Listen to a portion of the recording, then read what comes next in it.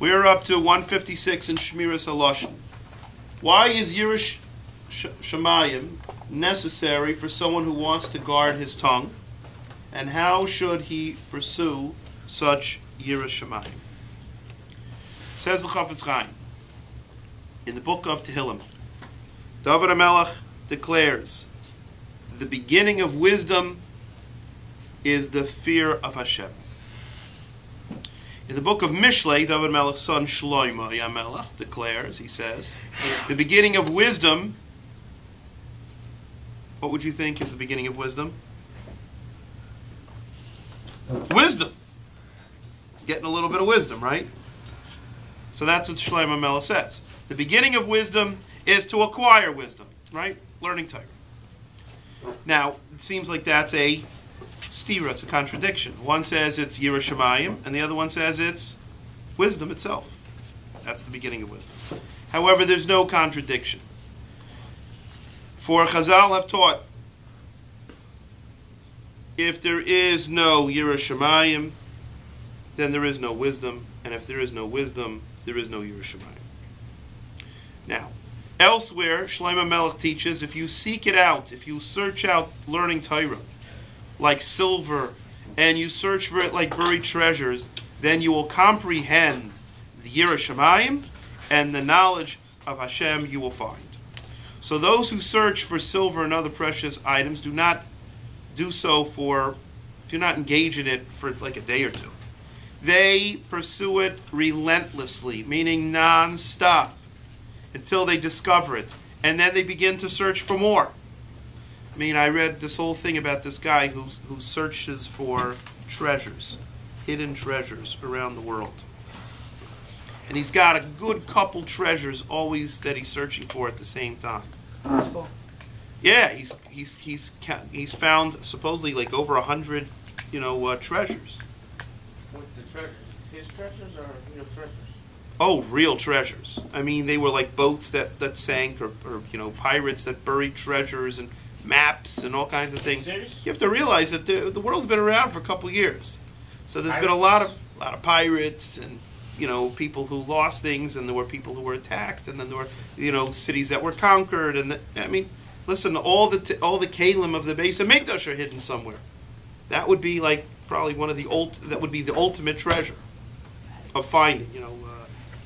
No, Vatican does not have it. No, Vatican has a couple zachet, but they do not have all these things. And by the way, as far as people thinking that the Vatican has the menorah, most probably the menorah is at the bottom of some sea, because there was a group called the Visigoths, that they attacked Rome and they plundered it, and then because Rome might have had it, but then it was attacked by the Visigoths, which everyone calls the Goths, and then they were attacked again by another group, and each of these groups want to get, until finally, no one knows where any of that stuff is. There was a story in all for the boss of some guy in Israel.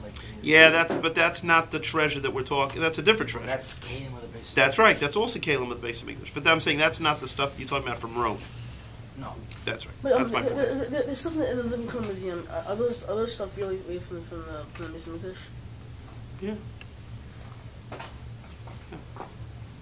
I have some stuff from the Beis Hamikdash in my house. What stuff? Pottery.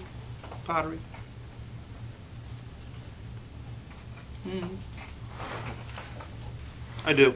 But listen, to most people, I mean, to anybody else, it's probably not worth very much. That's the honest truth. Anybody can get it. Where?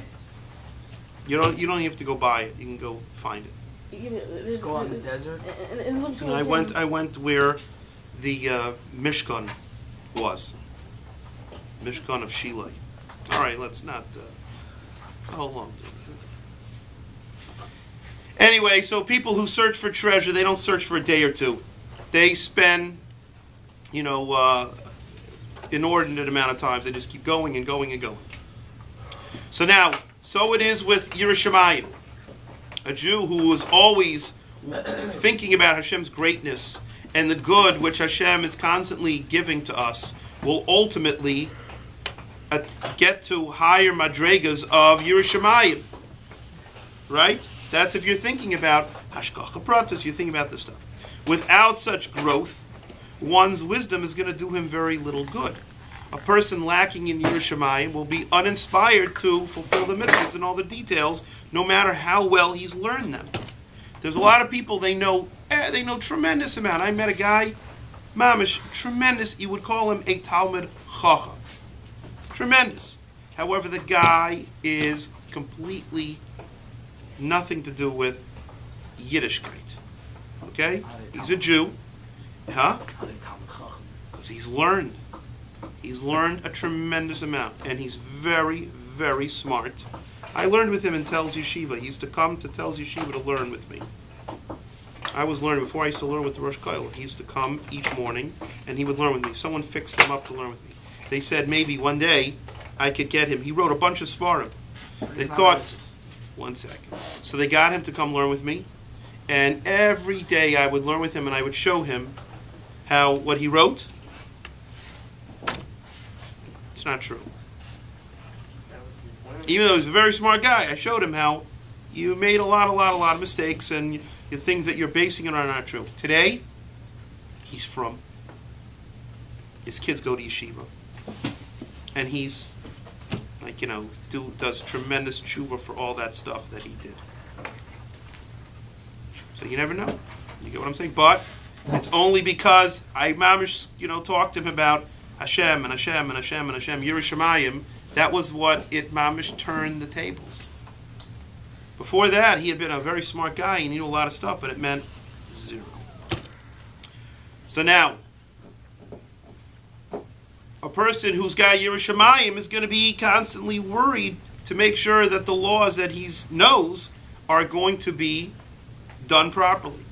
So fear of Hashem, Yiras Shamayim, inspires a person to guard his tongue in accordance with all the halachas that we're learning. And a lack of such Yiras Shamayim causes a person to ignore these laws.